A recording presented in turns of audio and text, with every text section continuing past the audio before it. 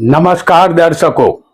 आज मैं आपको ले चलूंगा एक ऐसे रहस्य की ओर जो अदृश्य होते हुए भी हमारे जीवन को गहराई से प्रभावित करता है। यह रहस्य है पितृदोष। आप सभी दर्शक मित्रों को नरेश गांधी का सादर प्रणाम।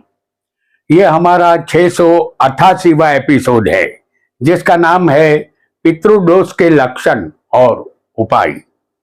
इस बार 2025 में 16 दिन का पितृपक्ष शुरू हो चुका है और इस पितृपक्ष के पहले ही दिन पूनम का चंद्र ग्रहण था और पितृपक्ष के 16वें आखिरी दिन अमावस का सूर्य ग्रहण भी होगा। और इस बार पितृपक्ष दो ग्रहणों के मध्य में आकर फंसा हुआ प्रतीत होता है। यह पितृदोष हमारी कुंडली में कैसे बनता है, इस पर आज हम विस्तार से चर्चा करेंगे। अभी इतना ही जान लेना काफी रहेगा कि दो ग्रहणों के मध्य में पितृपक्ष है। कहते हैं हर इंसान का अस्तित्व केवल उसके कर्मों का परिणाम नहीं होता बल्कि उसके पूर्वजों की छाया भी उस पर पड़ती है। यदि पितरों की आत्मा संतुष्ट हो तो घर में सुख समृद्धि बनी रहती है और यदि वे रुठ जाए तो जीवन की हर राह कठिन हो जाती है। यही स्थिति पितृदोष कहलाती है। भारतीय संस्कृति में पितरों का स्थान देवताओं से भी ऊंचा माना गया है। शास्त्र कहते हैं पितृ देवता देवताओं से भी पहले पूजे जाते हैं। जब पितरों की कृपा होती है तो जीवन में सुख समृद्धि आती है, लेकिन जब वे असंतुष्ट या रूठे हो तब कुंडली में बनता है एक विशेष योग, पितृदोष। पितृदोष का इतिहास बहुत पुराना है। इसका उल्लेख कई पुराणों और ग्रंथों में मिलता है। गरुड़ पुराण में कहा गया है कि जो लोग अपने पितरों का साथ तर्पण और स्मरण नहीं करते उनकी आत्माएं अधूरी इच्छाओं के साथ भटकती रहती है। ये आत्माएं अपने वंशजों से अपेक्षा करती है कि वे उन्हें मोक्ष का मार्ग दें। जब यह नहीं हो पाता तो उनकी अधूरी ऊर्जा संतान की कुंडली में पितृदोष के रूप में प्रकट होती है। महाभारत में भी पितृदोष का संकेत मिलता है। जब भीष्म पितामह बाणों की सैया पर पड़े थे तब उन्होंने युधिष्ठिर को धर्म और पितरों के कर्तव्यों की शिक्षा दी। उन्होंने कहा था कि जो मनुष्य अपने पितरों की सेवा नहीं करता वह चाहे कितना भी धर्म करे उसे फल अधूरा ही मिलता है। यह कथन पितृदोष के मूल विचार को दर्शाता है। रामायण में भी एक संकेत मिलता है। जब दशरथ का देहांत हुआ और राम वनवास में थे तब श्राद्ध करने की जिम्मेदारी भरत और शत्रुघ्न पर आई थी, लेकिन विलंब और अनसमंजस के कारण पितरों के कार्य समय पर न हो सके। तभी कहा गया कि यदि पितरों की इच्छा पूरी न हो तो वंशजों के जीवन में बाधाएं अवश्य आती है। यही विचार आगे चलकर पितृदोष के रूप में जाना गया। ज्योतिष शास्त्र ने इस पौराणिक विचार को ग्रहों की भाषा में समझाया है। सूर्य को पितरों का कारक ग्रह माना गया है। जब यह राहु या शनि से पीड़ित होता है तब पितृदोष बनता है। 9वां भाव पितरों और भाग्य का प्रतिनिधि है। यदि यह दोषग्रस्त हो तो यह पूर्वजों की अधूरी इच्छाओं का प्रतीक होता है। पूर्वज केवल भूतकाल नहीं, वे हमारे वर्तमान और भविष्य की जड़ें हैं। जब वे प्रसन्न होते हैं तो वंश फलीभूत होता है और जब पितृ असंतुष्ट रहते हैं तो वही पितृदोष बनकर हमारे जीवन की राह को रोक देते हैं। जब वे संतुष्ट होते हैं तो उनका आशीर्वाद हमें सफलता की ओर ले जाता है, लेकिन जब वे उपेक्षित महसूस करते हैं तो वही ऊर्जा बाधा बन जाती है। यही है पितृदोष का असली इतिहास और रहस्य। आइए जानते हैं कुंडली में पितृदोष कैसे बनता है और हमें क्या उपाय करना चाहिए ताकि पितृदोष शांत हो सके। वीडियो को लाइक करें, शेयर करें और हमारे चैनल ज्योतिष का सफर को सब्सक्राइब करें। धन्यवाद। यदि किसी भी कुंडली में सूर्य चंद्र एक साथ किसी भी भाव में बैठे हो उसे पितृदोष कहते हैं। इस योग को हम दसम भाव में आपको दिखा रहे हैं, सूर्य और चंद्र को। यह योग यही दर्शाता है कि जातक का जन्म अमावस्या या अमावस के निकट हुआ है और हम पितरों के सभी कार्य अमावस के दिन ही करते हैं और जातक ने पितरों का प्रभाव जब अधिक था तब उसने जन्म लिया है, इसे पितृदोष कहते हैं। यह वीडियो आपको अंत तक देखना है क्योंकि वीडियो के अंत में हम कुछ ऐसे उपाय बताएंगे जो आपको सुखी करेंगे। आइए एक और योग को भी जानेंगे जिसे पितृदोष कहा जाता है। एक और पितृदोष को जानेंगे। सूर्य के साथ किसी भी भाव में सूर्य राहु या सूर्य केतु की युति बनी होगी तो उसे पितृदोष कहते हैं। सूर्य के साथ राहु को हम चौथे स्थान में दिखाएंगे।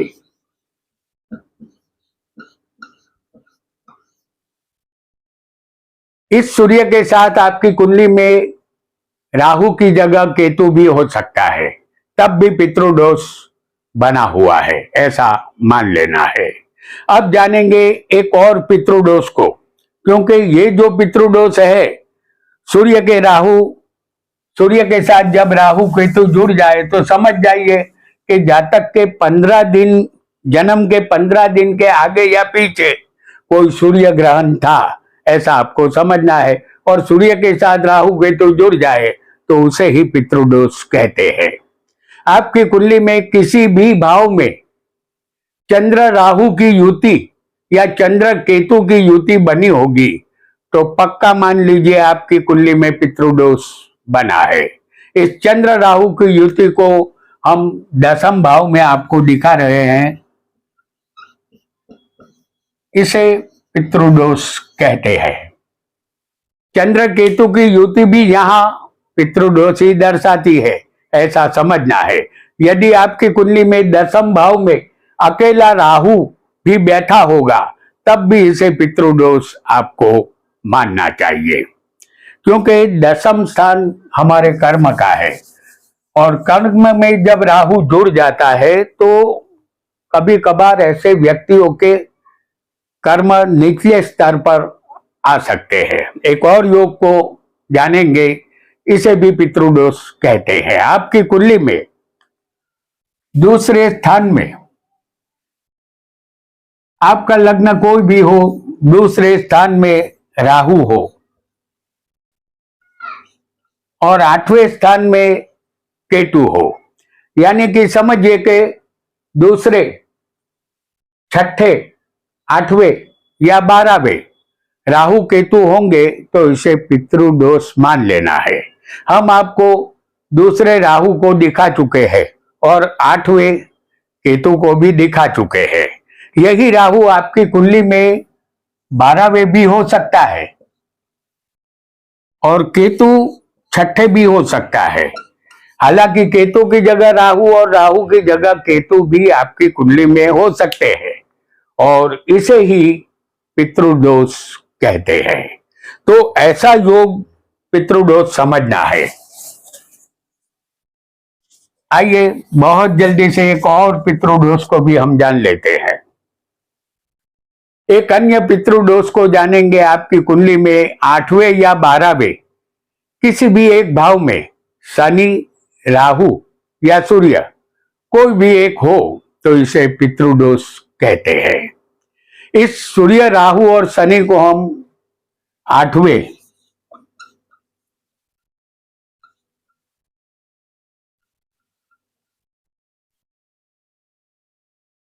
सूर्य, राहु और शनि कोई भी एक होना चाहिए। ये या तो आपकी कुंडली में 8वें होगा या 12वें भी हो सकता है। इन दो में से किसी भी एक स्थान में कोई भी एक ग्रह होगा, तब भी इसे पितृदोष आपको समझना है, क्योंकि ये योग भी 8वें और 12वें स्थान में ही मान्य होगा, ऐसा आपको समझना है। आइए एक और योग को भी बहुत जल्दी से हम जानेंगे, जिसे पितृदोष कहते हैं। आपकी कुंडली में सप्तम में यानी कि पत्नी के स्थान में, कुंडली में सप्तम में या 8वें शुक्र अकेला बैठा होगा। आपका लग्न कोई भी हो, शुक्र सप्तम में या अष्टम स्थान में अकेला बैठा होगा तो इसे पूर्वज दोष कहते हैं। दूसरे शब्दों में इसे पितृदोष ही समझना है, क्योंकि ऐसा योग भी पितृदोष करता है। शुक्र सिर्फ कोई भी लग्न हो, शुक्र सप्तम में या 8वें नहीं होना चाहिए। आपकी कुंडली में 9वें भाव का मालिक और 10वें भाव का मालिक शनि या राहु से पीड़ित हो, उसे पितृदोष की कुंडली कहते हैं। आपके सामने हम पेश करेंगे सी लग्न की कुंडली। ये एक एग्जाम्पल कुंडली है। इस कुंडली में 9वें में आएगी मेष राशि, जिसके मालिक मंगल है, और 10वें के मालिक यहां बनेंगे शुक्र। इन दोनों को हम लग्न में आपको दिखाएंगे, शुक्र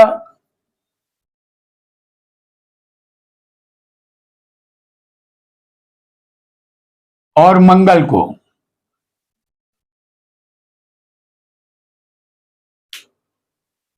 ये युति 9वें और 10वें के मालिकों की युति है।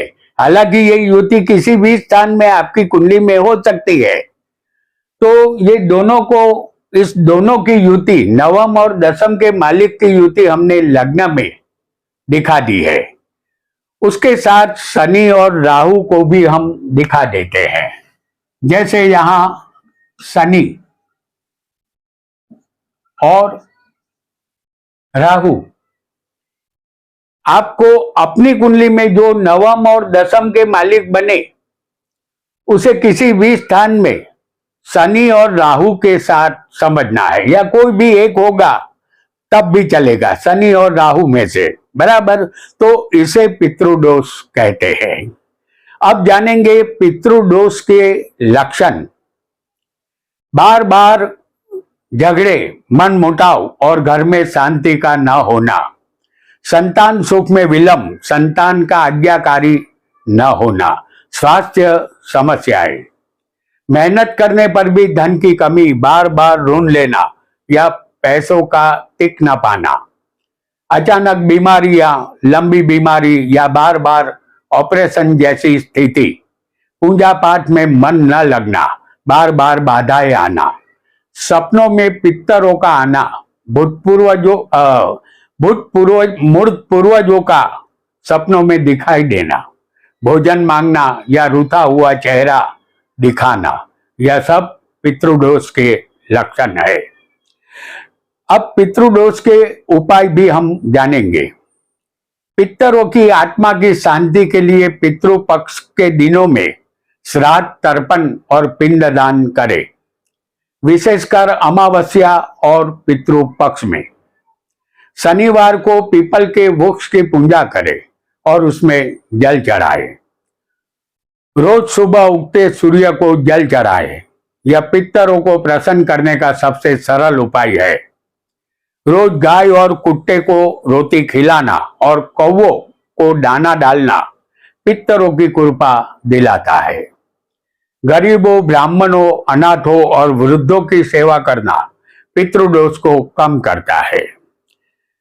दर्शकों, पितृदोष कोई अभिशाप नहीं है, यह केवल एक संकेत है कि हमारे पूर्वज हमसे जुड़े हैं और हमें अपनी अधूरी इच्छाओं को पूरा करने की याद दिला रहे हैं।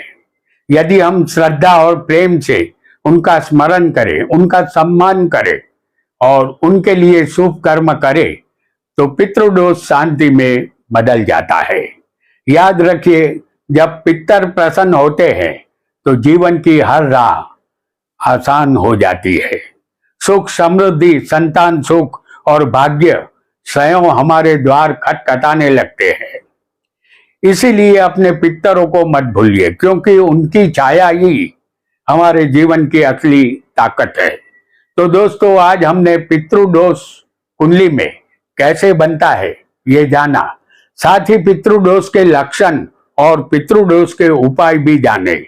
आपका बहुत बहुत धन्यवाद, धन्यवाद, धन्यवाद।